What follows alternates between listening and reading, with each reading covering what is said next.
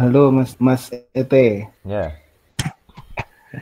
Ya, sorry tadi sempat keputus dan apa ya, putusnya itu kok tidak biasa. Jadi di di pas kita lagi membahas tentang di agama yang pertama tadi, nah, itu tuh koneksi langsung tiba-tiba hilang.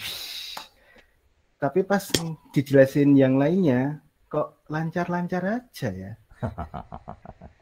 Jadi ya kok wah ini ada gangguan. Kenapa nama itu harus disembunyikan? Jadi tadi sempat dengar dengan ibadah. nah, Jadi konsepnya agama yang pertama tadi adalah segala sesuatu yang dilakukan oleh umatnya mungkin itu disebut dengan ibadah. Yang mungkin juga sudah ditentukan ya seperti apa, ya, bagaimana. Nah, itu tuh kok aku juga merasa gini loh. Saat orang Kristen atau orang ya sebutlah orang Kristen gitu ya yang selalu berfokus kepada ibadah saja itu kok mirip gitu loh sama itu. Nah, itu yang akhirnya membiaskan orang untuk mereka nggak nangkep Tuhan yang sebenarnya dan baru pertama juga sih dijelaskan satu persatu. Oh, ternyata nama-nama Tuhan di Indonesia itu beda-beda semua dan dari makna itu saya mendapat bahwa Tuhan yang hidup itu ternyata tidak semua orang bisa mengakses ke sana. Tidak semua orang bisa apa namanya? ngerti. Bisa melihat, bisa sadar, bisa ngerti kalau oh ini Tuhanku yang sesungguhnya, tapi mereka berfokusnya ibadah, ibadah, ibadah, bentuknya seperti ini, bentuknya seperti itu, cara berdoanya seperti ini. Nah, itu malah menggambarkan kita beribadah kepada Tuhan yang nomor satu itu tadi, gitu loh. Menurutku sih begitu ya. Jadi benar sih kalau bagaimana ini ingat ayat yang kita yang nyebut Tuhan Tuhan tapi Tuhan bilang nyahlah kamu yang membawa kejahatan karena ternyata dari ini tadi dijelaskan oh walaupun kita beribadah ternyata kita bukan beribadah kepada Tuhan yang sebenarnya makanya walaupun kita sudah seperti merasa membagikan firman Tuhan sharing kesaksian tapi Tuhan menolak oh ternyata ini gitu itu sih menurut saya Mas itu. Ya. Saya menanggapi dari itu ya. Memang ada beberapa kecenderungan pendeta sih ya. Jadi dia sangat menekankan ibadah, sangat menekankan devosi, sangat menekankan apa ya istilahnya ya, ritual, jam, jadwal dan sebagainya. Karena fokusnya adalah ibadah tadi, seperti yang Bayu katakan gitu ya. Jadi orang kalau sudah ibadah aman gitu. Poinnya di situ. Padahal Tuhan kita bukan itu. Bahkan ada beberapa apa istilahnya ya, pemuritan. Nah ini pemuritan yang kemenggeris bagi saya ya. Pemuritan yang menggunakan doktrin Inggris, orang Inggris, bahasa Inggris, selalu menekankan disiplin rohani.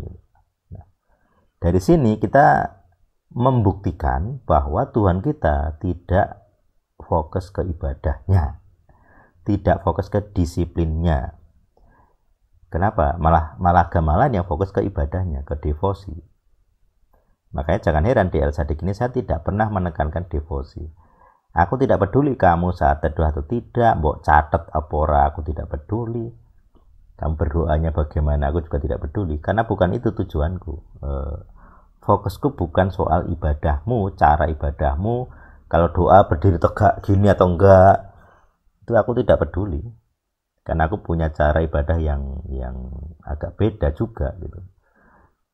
Jadi mau tiduran, mau sambil di WC ibadah tidak masalah. Jadi kalau orang bilang di WC kita tidak bisa ibadah, nah itu bukan Tuhan kita. Kita di WC tetap ada kehidupan, gitu loh. Kita orang hidup, kita masih bisa ibadah. Jadi fokus kita adalah konsep konsep kehidupannya, konsep nama Tuhannya. Jadi ketika dibilang jangan ada ilah lain di hadapanku, berarti jangan ada ilah lain yang bernama lain daripada namaku. Nama dia bilang kan namanya Hayah itu. Jadi jangan sampai ada yang menggunakan nama lain, Tuhan lain yang menggunakan nama yang berbeda dari punyaku. Dan jelas agama-agama yang kita kenal di Indonesia ya, tidak ada satupun yang menggunakan nama Hayah, tidak ada. Tidak ada satupun menggunakan Hayah, tidak ada, yang artinya selalu ada, tidak ada. Yang menggunakan Hawa, tidak ada. Gitu. Jadi kalau rekonstruksi makna dari nama suci adalah yang umum diterima di kalangan ya, orang-orang yang belajar Ibrani juga ya, yaitu dialah Tuhan yang hidup atau dialah kehidupan. Itu saya rasa itu diterima mayoritas dari makna ya. Nah, tidak ada satupun yang menggunakan itu. Nah, berarti kan kalau kita fokus ke ibadahnya, kita sedang melanggar hukum kedua ini sebenarnya. Ini dosa para pendeta. Gitu. Jadi kita mengajari jemaat untuk menyembah Tuhan lain daripada Tuhan yang original yang ditemui Musa. Ini yang berdosa. Padahal ini hitam putih sebenarnya. Jadi kita menganggapnya tidak hitam putih karena menganggapnya akulturasi, kita menganggapnya toleransi dan sebagainya. Tapi ketika diperhadapkan kepada hukum ini, Tuhan yang ada di hukum ini itu hitam putih. Jangan ada, no, zero, jadi nol gitu. Tidak ada satupun, tidak boleh. Padahal kalau kita mengandalkan ibadah, mengandalkan devosi, mengandalkan disembah rohani, kita sedang memperkenalkan Tuhan lain. Ya apa? Yang mengandalkan ibadah gitu loh. Yang mengharuskan ketaatan, yang mengharuskan ini itu. Nah, itu nanti akan jadi Farisi apa? Kalau makan harus cuci tangan misalnya. Ini cuci tangan bukan cuci tangan kesehatan kayak kita pakai sabun ya, bukan itu. Cuci tangan ini bagian dari ritual kayak ini ya, kayak ibadah di bait suci. Jadi ibadah di bait suci kan tidak mungkin, maka mereka menggantikan dengan ibadah-ibadah bentuk lain, devosinya bentuk lain. Misalnya menghafal ayat, terus gerakan jeduk-jeduk ini itu ada, terus berpuasa, doa puasa. Makanya di El-Sadik juga tidak ada doa puasa. Karena itu bagian dari ibadah. Itu bukan kewajiban yang mutlak, karena bukan itu poinnya. Esensinya bukan itu.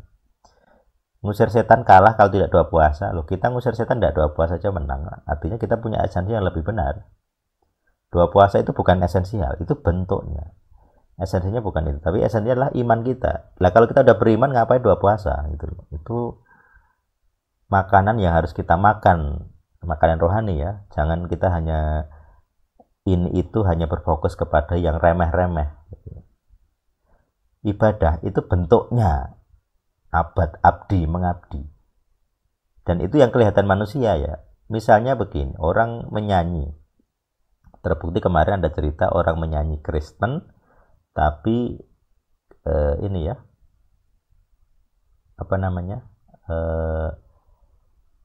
Yesusnya lain, walaupun dia mengaku pengikut, aku itu pengikut Yesus, tapi Yesus yang lain. Kenapa? Lah marah-marah pas ibadah. Itu nggak mungkin lah itu dia pengikut Yesus yang original. Nggak mungkin. Artinya itu pengikut KW, Yesusnya KW, Tuhannya KW. Walaupun mulutnya nyebut Yesus, tapi yang dia maksud itu yang lain.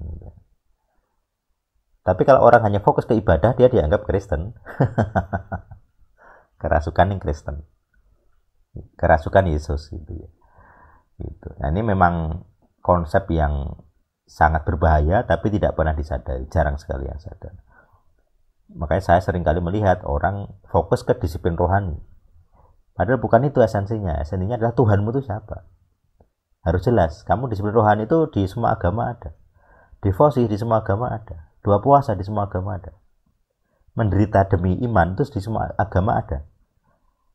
Di kita bukan itu fokusnya. Jadi teologi penderitaan, teologi apa itu namanya, kemiskinan itu kebodohan.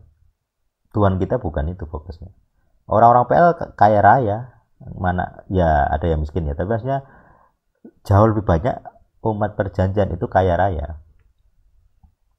Kalau mereka anti dengan kekayaan, anti dengan kemapanan, menyukai kemiskinan dan menyukai penderitaan, ya berarti munafik gitu loh. Karena mereka aku lihat bukan orang menderita. Mereka makan enak, barang-barang yang mereka pakai juga wah gitu ya. Mereka tinggal di kota gitu, hidup enak. Mereka bukan orang miskin, mereka hanya menganut teori kemiskinan, tapi mereka tidak pernah miskin. Nah, itu. Penganut teologi penderitaan, penganut teologi kemiskinan, tidak pernah miskin. Lucu ya. Seharusnya tuh mereka tuh para biarawan. Nah, kalau biarawan yang menganut itu saya maklum. Nah, mereka bukan biarawan.